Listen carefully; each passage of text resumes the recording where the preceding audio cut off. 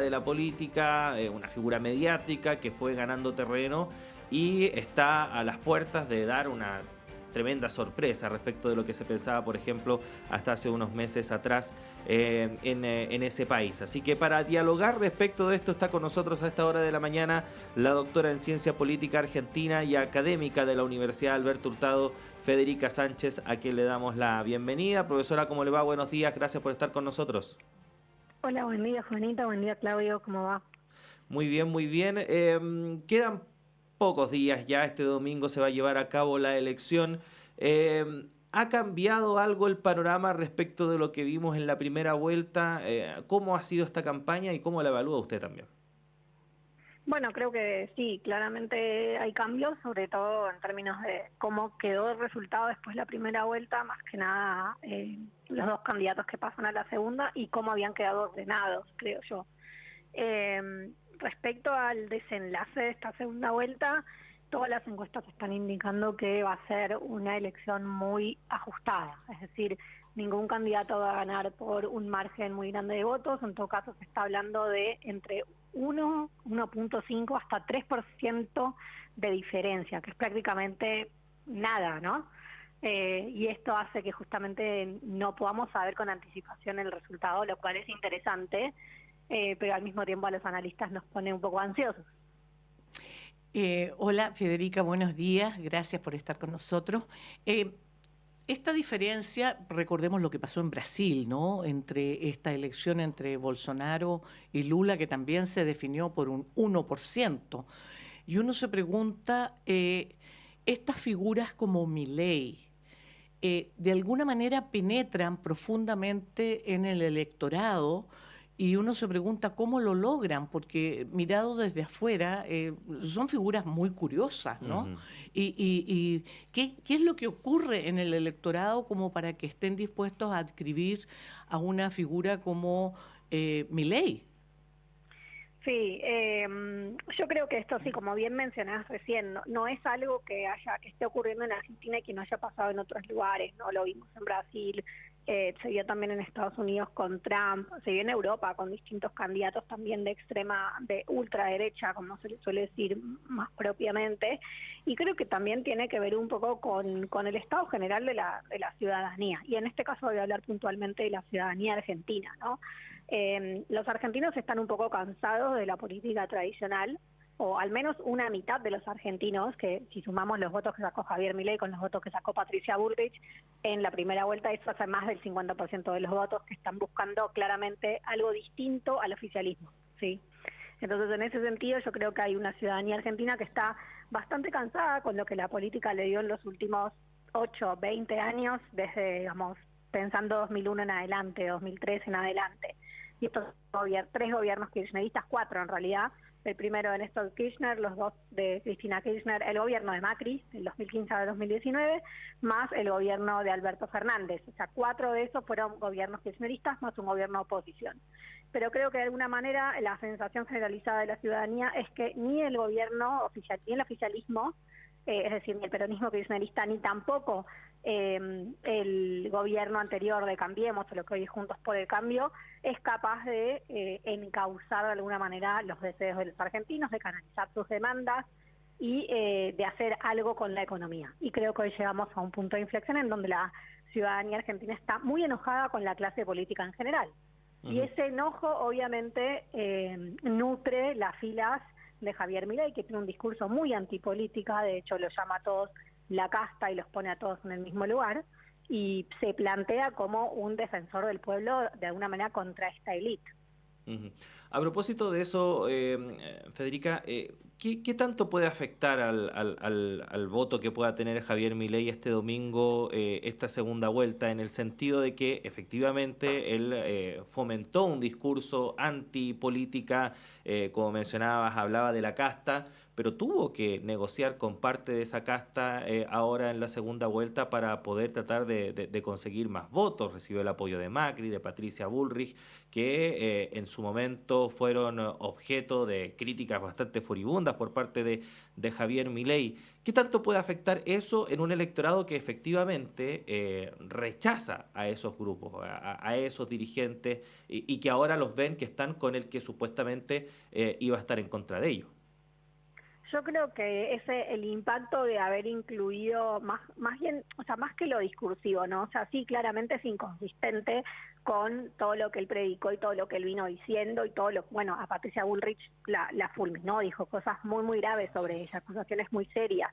De hecho, tenía una denuncia en la justicia. Así es. Pero yo creo que en términos del electorado propio de Javier Milei, este 30% que logró sacar en la primera vuelta es un electorado duro de Javier Milei. Yo creo que en todo caso es más fuerte entre ese electorado el sentimiento anti-kirchnerismo o anti-peronismo de lo que es el sentimiento anticasta. ¿Sí? O sea, el sentimiento anticasta obviamente y antipolítica permea a todos, porque esa sensación, a todo digo el electorado de Milei, todos tienen esa sensación de que detestan a los políticos, pero creo que prima todavía más el sentimiento de que quieren algo distinto a lo que vino, hasta lo que tuvieron hasta ahora, y en ese sentido Javier Milei enfatiza muchísimo en todos sus discursos, y lo hizo también en el debate del otro día, el antikirchnerismo, ¿no? O sea, nosotros somos la opción distinta a la continuidad, somos el no status quo, somos el antikirchnerismo. Y eso lo marca mucho porque sabe que eso resuena en su electorado y también en el electorado de Juntos por el Cambio. Profesora, en el supuesto de que triunfara Javier Milei, los hechos va a tener que gobernar con esa derecha tradicional, con la derecha de Macri y de Patricia Bullrich. No veo de dónde podría Milei sacar equipo o sacar gente para llevar adelante un gobierno, o efectivamente él tiene alguna fuerza profesional, política, que lo pudiera, que le pudiera permitir sostener un gobierno sin necesidad de recurrir a estas otras figuras. No, Juanita, absolutamente no, tenés razón, o sea, no tiene, o sea, la Libertad Avanza es un partido que se creó en el 2021 como un vehículo electoral para Javier Milei en ese momento, que fue a la campaña de diputados y la ganó, él tiene su banca de diputados del 2021, pero la realidad es que no es un partido que tenga proyección nacional, de hecho no va a tener ningún gobernador dentro de su partido, ¿no? O sea, las gobernaciones, todas las elecciones provinciales que tuvo Argentina este año se dividieron entre Juntos por el Cambio y lo que es Unión por la Patria o el peronismo, ¿no? Y eso es muy complicado en Argentina, gobernar sin ningún gobernador, sentarse a la mesa sin cuadros políticos propios. Pero que lo que tiene es muy pequeño, entonces obviamente ocupar el gobierno, digamos, implica llenar ministerios, cargos públicos en grandes cantidades. De hecho, esto es algo que le costó ya por sí al gobierno de Macri en el 2015, ¿sí? Cubrir todos los puestos de la administración pública que implican ganar un gobierno. Y Macri tenía un partido en el 2015 que ya llevaba casi 15 años de existencia, ¿no? Y así todo le costó. Entonces creo que esto es algo que a Milei le va a costar significativamente y no le va a quedar otra, como bien decías, que justamente, no sé si la palabra es negociar, pero bueno, sí, obviamente, sí, la palabra es negociar y acordar con algún otro sector, y ese único otro sector con el que puede tratar de coordinar alguna cosa es con lo que está dentro del conglomerado de Juntos por el Cambio, y lo que él legitima de Juntos por el Cambio, porque Juntos por el Cambio tenía dentro también al Partido Radical, al cual Milei trata de socialistas y los insultó durante toda la campaña. Y que en esta oportunidad entiendo que no están apoyándolo oficialmente. No están apoyándolo oficialmente. En un momento se había hablado que la UCR iba a apoyar a Massa. Aparentemente ese no fue el acuerdo del partido, como se dice, y no dejar que sus votantes votaran libremente. Profesora, tomando en cuenta esta estrechez, ¿no? de por lo menos lo que se proyecta en las encuestas, si es que le hacemos caso, ¿qué factores, qué detalles pueden decidir esta elección? Bueno, creo que un factor fundamental para esta elección va a ser la participación, porque hay mucha gente que al no estar conforme con ninguna de las dos opciones, preferiría o va a preferir justamente ausentarse. De hecho, yo diría que de los mensajes del debate del otro día también fue, y Javier Milei fue más enfático en esto, en pedirle a la gente que vaya a votar. Que vaya a votar sin miedo, ¿no? O sea, que vayan a votar. Yo creo que uno de los factores que puede decir la elección es la participación electoral, sobre todo en el contexto, bueno, del voto obligatorio en Argentina, ¿no? Y en ese sentido, por ejemplo, sabemos que las mujeres, por ejemplo, votan menos a favor de Javier Milei que los hombres, entonces, por ejemplo, el voto femenino puede ser una influencia importante en esta elección.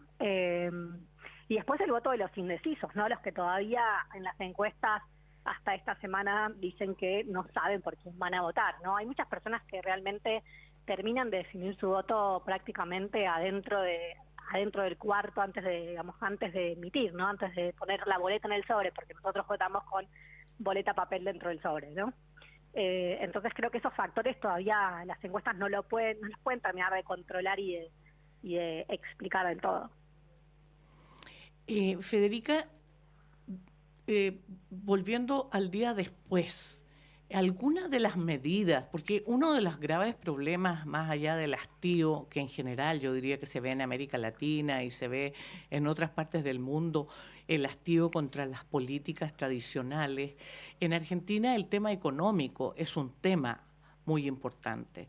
¿Hay alguna de esas medidas que anuncia y que propone Javier Milei? Estoy pensando en eliminar el Banco Central, la dolarización, etcétera, que tenga alguna viabilidad y que pudiera efectivamente influir en una mejora en la situación económica?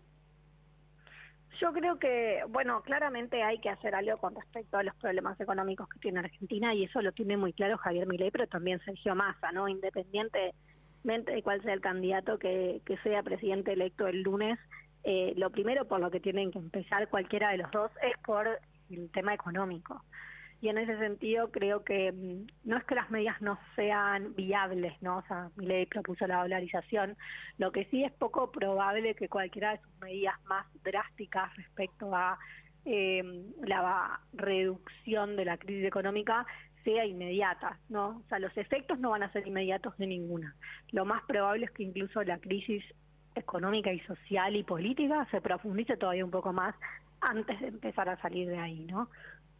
Y después hay otras medidas que, bueno, tienen que ver con achicar el Estado, achicar el gasto y un montón de otras cosas que, bueno, quizás sí se pueden ver manifestadas, por ejemplo, en una reducción de ministerios, como él dijo que iba a reducir, iba a sacar casi la mitad de los ministerios. Imaginándome un Milei presidente el lunes, tampoco creo que esto lo haga, digamos, la primera semana de su gobierno, pero sí me imagino, por ejemplo, una reducción de ministerios, como encaminándose hacia justamente una reducción del gasto del Estado, ¿no? Pero eso implica cesantía. Pero, por ejemplo, las quitas de ¿Cómo? Implica cesantía. Bueno, sí, acá va a haber un montón de... Por eso digo que la crisis económica de cualquier manera se va a profundizar, y no solo la crisis económica, la crisis política y social, porque ninguna de las medidas de Milei o de las medidas que propone Milei para resolver los problemas no tiene costo, ¿no? Y los costos son costos justamente en puestos de trabajo, en salario, en un montón de cosas que van a tener un impacto muy fuerte. Yo me imagino un verano bastante complejo en Argentina, si gana Massa o Milei, cualquiera de los dos. Uh-huh. Estamos conversando con la doctora en Ciencia Política y académica, además de la Universidad Alberto Hurtado, Federica Sánchez, a propósito de la segunda vuelta presidencial que se va a llevar a cabo en Argentina este fin de semana.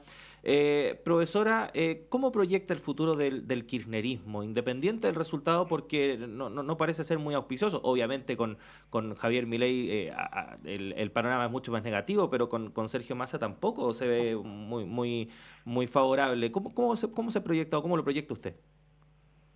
Yo creo que el kirchnerismo está atravesando hace ya un tiempo, y con un tiempo quiero decir algunos años, su ocaso final, ¿no? Digamos, el cierre final de una época y de una etapa que empezó en el 2003 con Néstor Kirchner, y después, bueno, siguió con los dos gobiernos de Cristina.